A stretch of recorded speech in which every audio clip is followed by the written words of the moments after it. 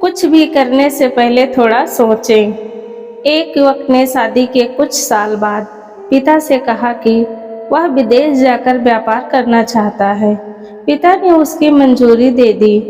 युवक अपने माँ बाप और गर्भवती पत्नी को छोड़कर व्यापार करने विदेश चला गया। उसने विदेश में कड़ी मेहनत की और धन कमाया और वह बहुत अमीर सेठ बन गया। लगभग 15 वर्ष धन कमाने में बीत गए तो उसे वापस घर लौटने की इच्छा हुई। पत्नी को पत्र लिखकर उसने आने की सूचना दी और वह जहाज में बैठ गया। वह सेठ कुछ दिनों बाद अपने नगर पहुंचा। नगर में एक चौराहे पर ही उसने देखा कि एक व्यक्ति एक बोर्ड के साथ खड़ा था।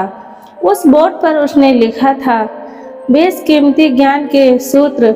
सेठ ने उस व्यक्ति के पास जाकर पता किया तो उसने बताया कि मैं बेशकीमती ज्ञान के सूत्र बेच रहा हूँ।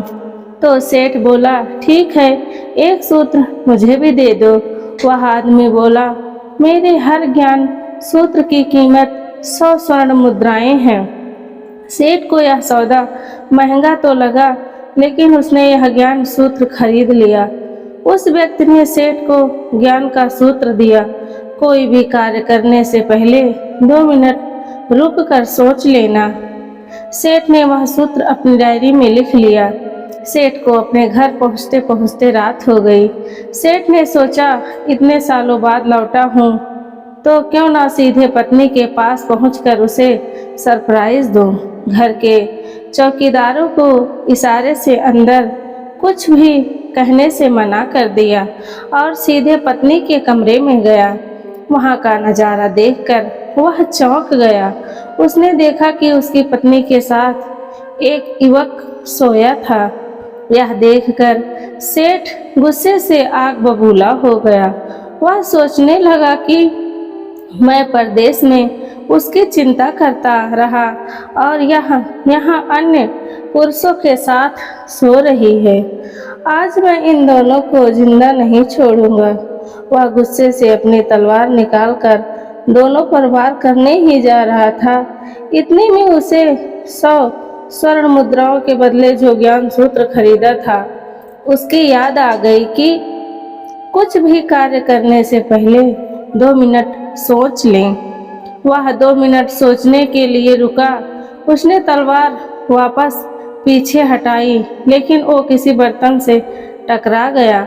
बर्तन के गिरने की आवाज़ से पत्नी की नींद खुल गई। आँख खोलते ही उसने अपने सामने अपने पति को देखा तो वह बहुत खुश हो गई और बोली, आपके बिना जीवन सूना सूना सा था। इंतजार में इतने वर्ष कैसे निकले यह मैं ही जानती हूँ। पत्नी इतना बोलकर पास सोए हुए युवक को उठाते हुए बोली, बेटा उठ जा, तेरे पिताजी आए हैं। युवक उठकर जैसे ही पिता को प्रणाम करने झुका तो माथे की पगड़ी सेठ के पैरों में गिर गई। उसके लंबे लंबे बाल बिखर गए। सेठ की पत्नी ने कहा, यह आपकी बेटी है, इसके सम्मान को कोई आँच न आए, इसलिए मैंने इसे बचपन से ही पुत्र के समान पालन पोषण और संस्कार दिए हैं। यह सुनकर सेठ की आंखों में आंसू की धारा बह निकली।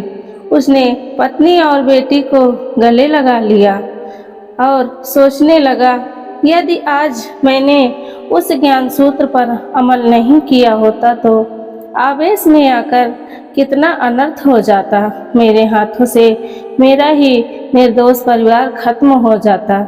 दोस्तों, इस कहानी से यही शिक्षा मिलती है कि जल्दबाजी में आकर कोई निर्णय ना लें, क्योंकि जब हम आवेश में होते हैं तो हमें अच्छे बुरे का ख्याल नहीं रहता। इसलिए गुस्सा होने पर स्थिति में कोई भी निर्णय ना लें। कुछ देर रुकें और दिमाग ठंडा होने दें और फिर सोचें कि क्या सही है क्या गलत है। दोस्तों, आपको कहानी कैसी लगी कमेंट करके बताएं और नई नई कहानी सुनने के लिए हमारे चैनल को सब्सक्राइब करें और लाइक करें।